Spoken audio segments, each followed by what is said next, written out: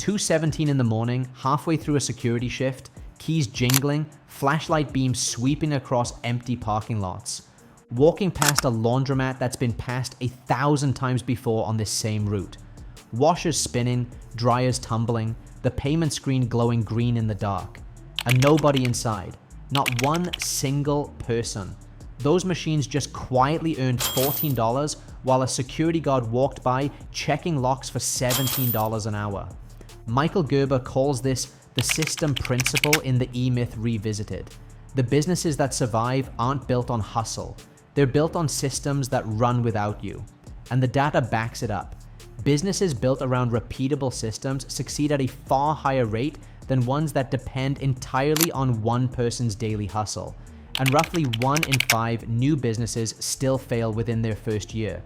That night wasn't just a security round, it was research. Here's the problem nobody talks about.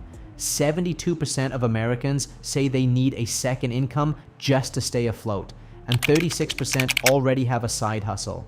But the median side hustle brings in around $200 a month. That's it, because most people solve the money problem the same way, realizing you've just built yourself a second job instead of a second income stream. The math doesn't lie. There are only so many hours you can sell. But a machine doesn't sleep. A digital product doesn't take vacation days. A system doesn't call in sick. And that difference, trading hours versus building systems, is the difference between working harder and working smarter. That's the thought that wouldn't go away after that laundromat walk. Not on businesses that sounded cool, not on whatever was trending online, on businesses that could keep running while someone else's hours were being clocked. Businesses where the owner didn't need to be present for the register to ring, call it a sleep income investigation. Businesses where the work happens once, but the money keeps showing up. And what turned up over the next few weeks genuinely changed the way money looked from then on. The first one was a genuine surprise, ATM machines. Most people don't even realize you can own these privately, that there's an actual person behind most of the machines scattered across gas stations and corner stores. Startup cost runs around $3,000 for one machine. Find a high traffic location, a gas station, a barber shop, a small grocery store, negotiate a placement deal with the owner, and load the machine with cash. Every time someone pulls out a 20, a transaction fee gets collected, typically $2.50 to $3.50 per withdrawal. An average machine handles around 300 transactions a month, which works out to roughly $300 to $1,500 a month depending on location, for about half an hour a week, restocking cash and checking receipts. That number got circled twice, underlined even. Not bad at all for a machine that just sits there quietly doing its job. Next came vending machines. Same concept, different product. A basic machine cost between $1,500 and $6,000. Stock it with snacks, drinks, or specialty items like protein bars or phone chargers. Place it in an office building, a gym lobby, a laundromat. There's that word again. And revenue runs between $300 and $600 per machine per month for 1 to 2 hours a week, restocking and collecting. The vending industry is projected to hit $25 billion by 2027. And here's the part that really caught attention. A CNBC feature on someone who built a $300,000 a year vending business working 4 hours a week, not 4 hours a day, 4 hours a week, one operator, dozens of machines, humming away in lobbies and break rooms across the city while their owner sleeps.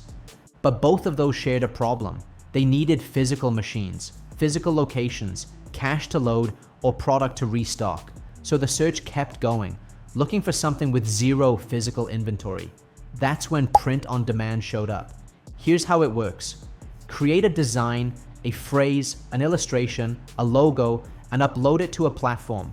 When someone orders a t-shirt or a mug or a phone case with that design, the platform prints it, ships it, and handles returns.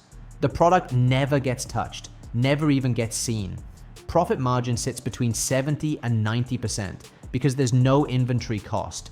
Startup cost runs anywhere from $0 to $500. The print-on-demand market hit nearly $13 billion last year and is growing at roughly 26% annually for 3 to 5 hours a week managing designs and marketing. No warehouse, no delivery truck, no cash to reload. Just designs and a laptop. Here's where things hit a wall, and this part matters because it's exactly where most people quit. 3 straight weeks of research, tabs open everywhere, videos bookmarked, spreadsheets half filled, ATMs, vending machines, print on demand, plus a dozen other ideas collected along the way. Then one night after a shift, staring at a phone, paralyzed, information overload, too many options. Every business looked good on paper. Every business had someone online swearing it changed their life and someone else calling it a scam. No way to pick, no way to start, drowning in research, starving for action. Gerber warned about exactly this in the E-Myth Revisited. Most people who fail at business don't fail because they picked the wrong thing. They fail because they never picked anything. They stay in research mode forever, becoming experts at preparation and amateurs at execution. Sitting in a studio apartment at 4 in the morning with 37 browser tabs open, that description landed hard and immediate. So something uncomfortable happened. Every tab closed. Savings, $2,300 built up over 11 months, went straight into a first ATM machine. Not because it was the perfect choice, because it was the possible choice, the one that could actually be afforded that week, with money already in hand. That's a concept worth remembering. The best business isn't the one with the highest potential, it's the one you can actually start. But what if the goal is bigger? Because those first 3 businesses are entry points. They're where you start when you're making under $3,000 a month and you've got more ambition than capital. The next level is where the real separation happens. Digital products and online courses. Startup cost ranges from $0 to $5,000. Create something once, a course on budgeting, a template pack for small businesses, an ebook on a skill built up over years of trial and error, and sell it infinitely to anyone with a laptop and a credit card. No restocking, no shipping, no location deals, no landlord to negotiate with. Revenue can range from $1,000 to $7,000 a month for 2 to 5 hours a week once it's actually built. The initial creation takes real effort, weeks or even months of work up front, late nights, rewrites, second guessing every sentence. But after that grind, it sells at 3 a.m. on a Tuesday while everyone's asleep. A single product selling to strangers around the world, over and over, without anyone lifting a finger. Which is exactly the point. And then there's the one that started all of this, laundromats. Back to that 2:17 a.m. moment, machines spinning in the dark. The laundry industry generates roughly $5 billion a year in the United States alone. A laundromat costs between $200,000 and $600,000 to buy or build. Serious capital. But the monthly revenue runs $5,000 to $30,000, depending on size and location. And here's what makes it a true sleep business. Modern laundromats run on card payment systems, remote monitoring apps, and automated alerts for machine failures, for 4 to 15 hours a week of actual owner involvement. Some owners manage multiple locations from their phone while sitting on their couch. That laundromat, the one passed for 3 straight years, the one that started this whole investigation, its owner probably wasn't losing sleep over it. Its owner was probably sleeping because of it. Now here's the reveal nobody sees coming, the one that reshapes the entire understanding of what a business can be. Self-storage facilities. On the surface, boring. Metal buildings, rolling doors, padlocks, nothing glamorous. But underneath that boring exterior sits one of the most profitable business models in the entire country. Startup cost is steep, $1.5 million or more for a new facility. But the revenue ceiling is the highest of anything researched so far, and the time commitment is less than 2 hours a week with proper automation. Here's why. Tenants rent a unit online. Payment processes automatically. Late fees apply automatically. Access is controlled by electronic gates and keypad codes. There's no inventory to manage because customers bring their own stuff. Overhead is nearly nothing. No employees needed for a small facility, minimal maintenance, and customers tend to stay for years. The average self-storage tenant keeps their unit for over 14 months. That's 14 months of automatic recurring revenue from one customer who signed up once. Gerber's system, principle in its purest form, a building generating money through systems, not labor, not hustle, not showing up at 2 in the morning. That one got a long stare. Not affordable now, not even close, but the path was visible. Start with the ATM, stack the profits, add a vending machine, build the digital product on the side, reinvest everything. A self-storage facility isn't a fantasy. It's a milestone on a map already being walked. The map that runs from a $3,000 ATM to a multi-million-dollar storage empire. That's the road Gerber was describing. Systems building on systems. But there was one more business on the list, and this one flipped everything. Airbnb rental arbitrage. No property ownership required. Read that again. No house purchase, no mortgage, no down payment, no $300,000 in capital. Instead, rent a property with the landlord's written permission, furnish it for $5,000 to $15,000, and list it on short-term rental platforms. The gap between the monthly rent paid and the nightly booking revenue collected becomes the profit, running $1,000 to $3,000 per unit per month. Some operators run 5, 10, even 20 units this way without owning a single piece of real estate. The key is the system. Automated booking, automated guest messaging, a cleaning crew on rotation, dynamic pricing software, adjusting nightly rates based on demand.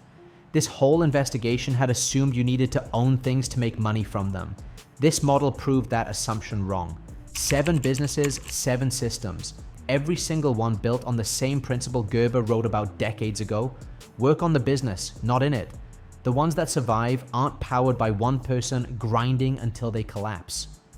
They're powered by processes that repeat without permission, without supervision, and without an alarm clock.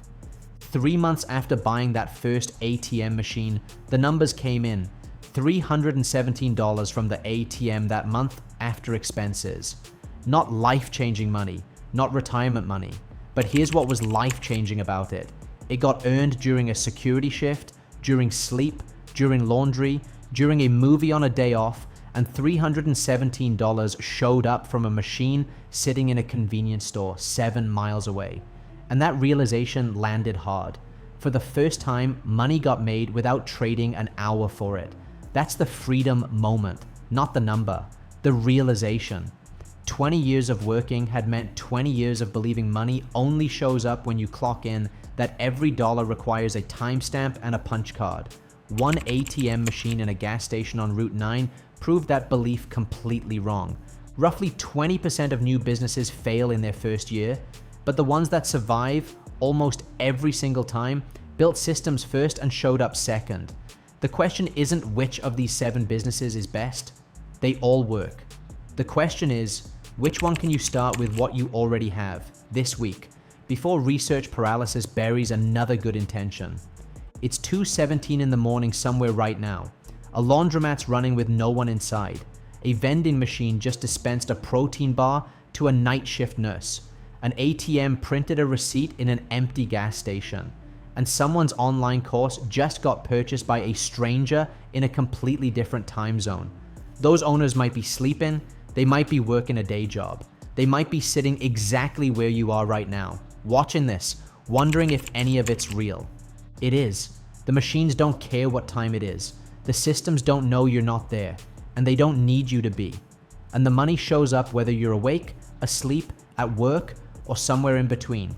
The only thing standing between you and that first machine, that first product, that first listing is the same thing that almost stopped this whole story from ever starting. The belief that you need to figure it all out before you start anything. You don't. Pick one, buy one, build one, and let it run while you sleep.